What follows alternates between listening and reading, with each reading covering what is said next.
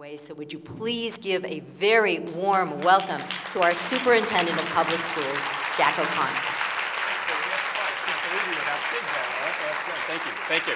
Thank you very much. And thank you, Sylvia, and thank you for being here today. It really lends a great deal. What a coup to get Sylvia. Just saw you on TV last night on a couple of channels, and I'm sure going back to work today. And yes, Sylvia has 2 kids, and I was at an event with my wife one time a few years back, and they said, "So how many kids do you have, Jack?" And I said, 6.3 million. So my wife didn't like that answer either. So that's the, but it's really, really nice to be here and to share a few ideas and thoughts and let you know what we're doing for you in Sacramento. And I actually, I was about a minute late today. I actually went to the wrong hotel this morning, and it kind of reminds me of my favorite story. I hadn't planned on telling this, and my staff always says I shouldn't tell it. I'm a high school teacher by profession. I don't think Sylvia mentioned that. And I always remember a true story, a little embarrassing, but first day of school, that first day you talk about the kindergarten kids, Sylvia coming in.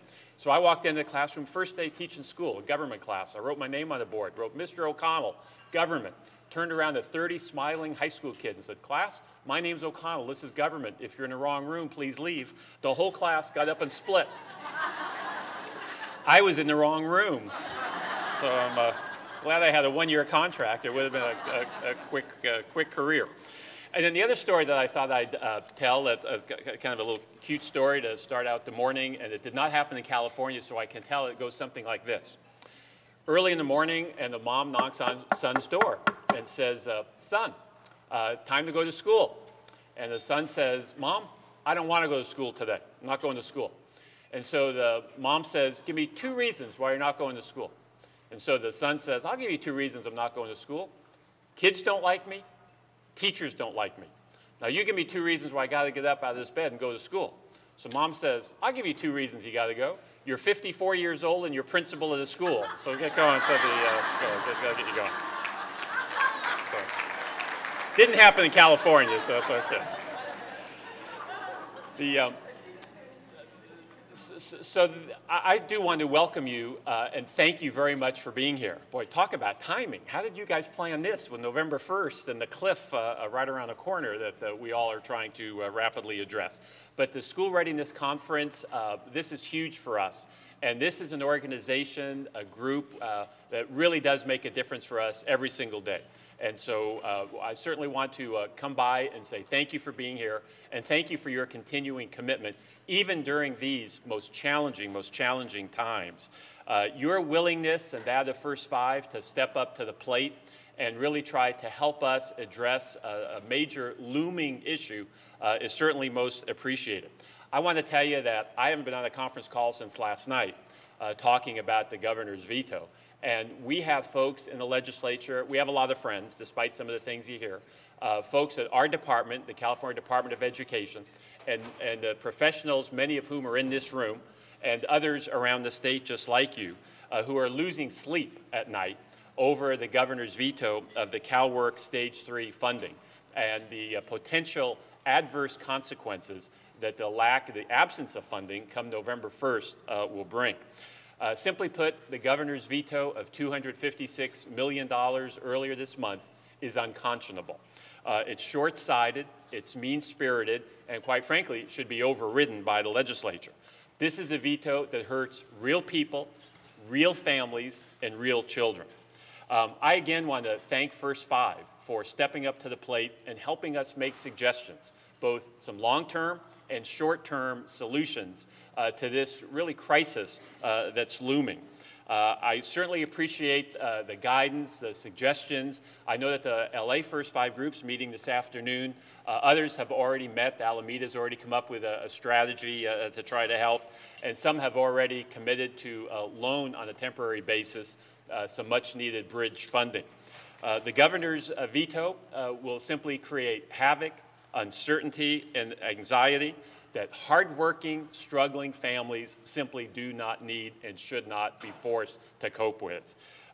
The parents are being put in the position of making a choice, and it's an untenable choice. Do I want to be able to provide high-quality, safe child care for my youngsters, or do I keep my job? And that's a position that these folks should not ever be put in. We have families that are desperate, and these are families that deserve better. They deserve respect, and they deserve help, and they deserve a legitimate shot of success during these very difficult times. The reality is,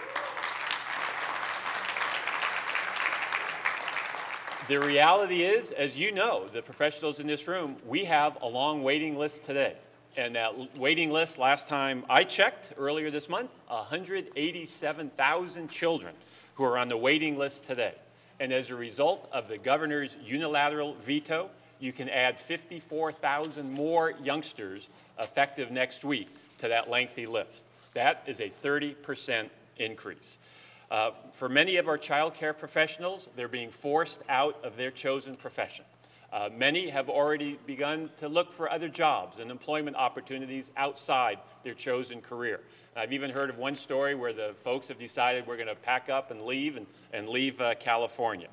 And what's even worse is our children are losing this lost learning opportunity that they will never be able to make up. You know the value of early, quality, professional school readiness programs.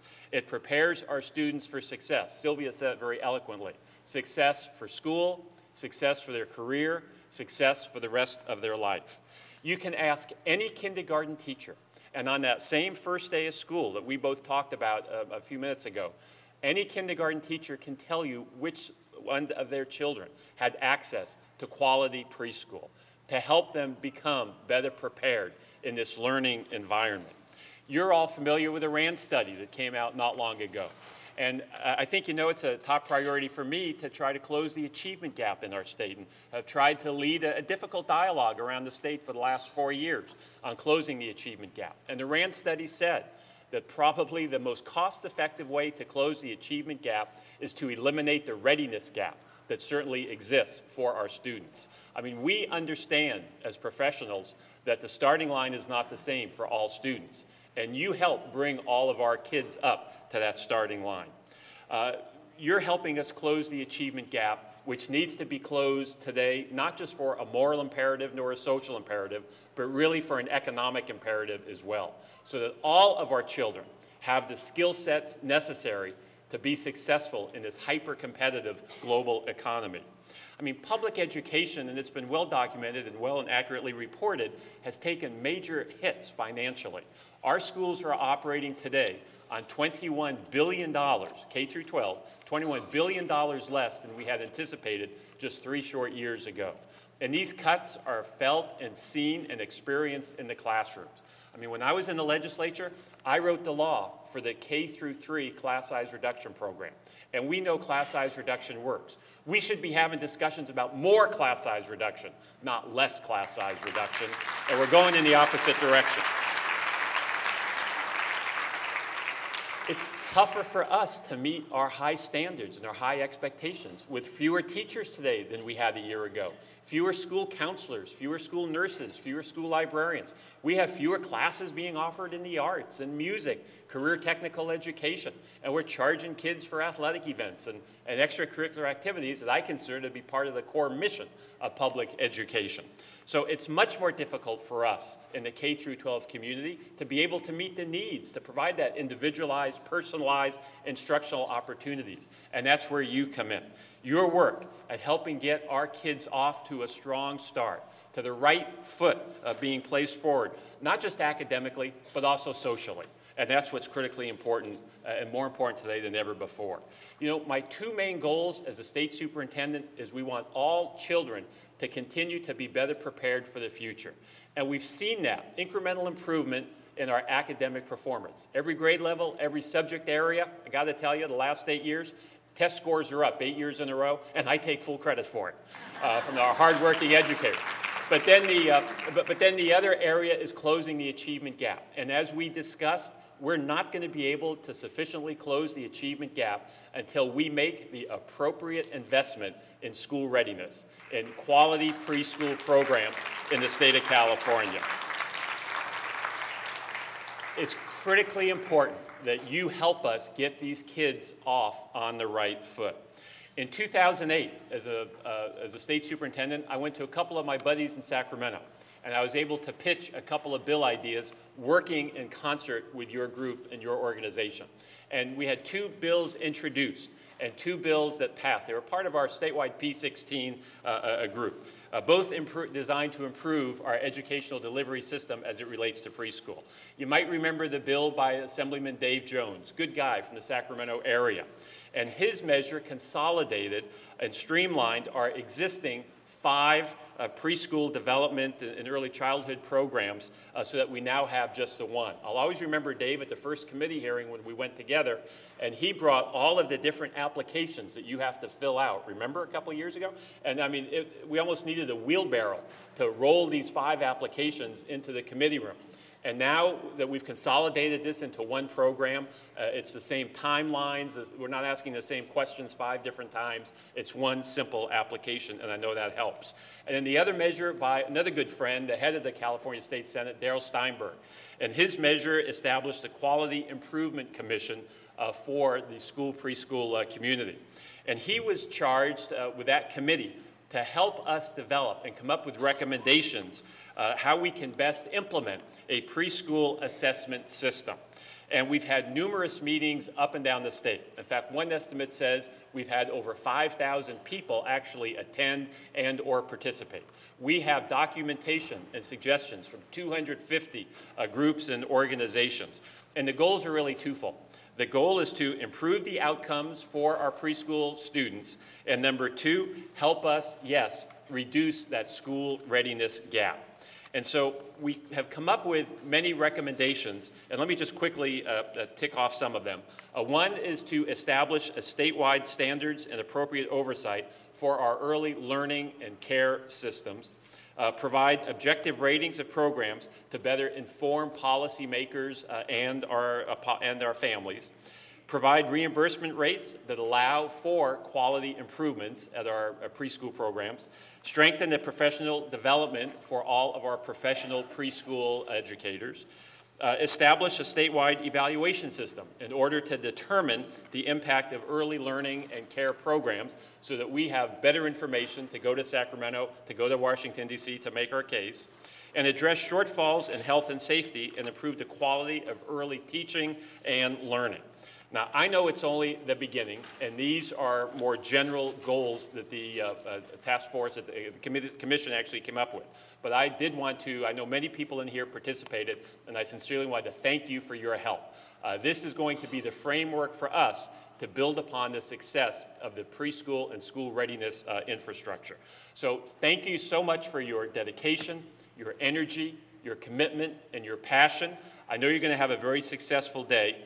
And I also would be remiss if I didn't challenge you with helping the next state superintendent. There's going to be this little thing on Tuesday, if you watch Sylvia's news, called an election. And I want to make a sincere request that you work with the next state superintendent as closely and as well as you have with me. Because during these difficult, challenging times, he's going to need your help. I've really appreciated all of your help, guidance, and support in the past, especially as it related to our statewide P16 Council. I originated the first statewide P16 Council seven years ago. It was intentionally called P for preschool through 16, the university system.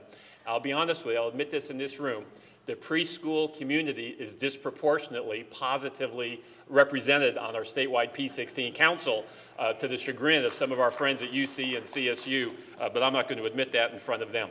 I also appreciate all of your help and your work as we prepared our foundations several years ago, and with your work with Camille Mabin in that regard. There's no question that there's a great challenge ahead, but there's also no question that if we continue to work hard, smart, and together, the best is yet to come for public education, the best is yet to come for the children of our state, then and only then, the best is yet to come for the great state of California. Our kids need us more than ever. Thank you very, very much. A chance to be with you. Have a good conference.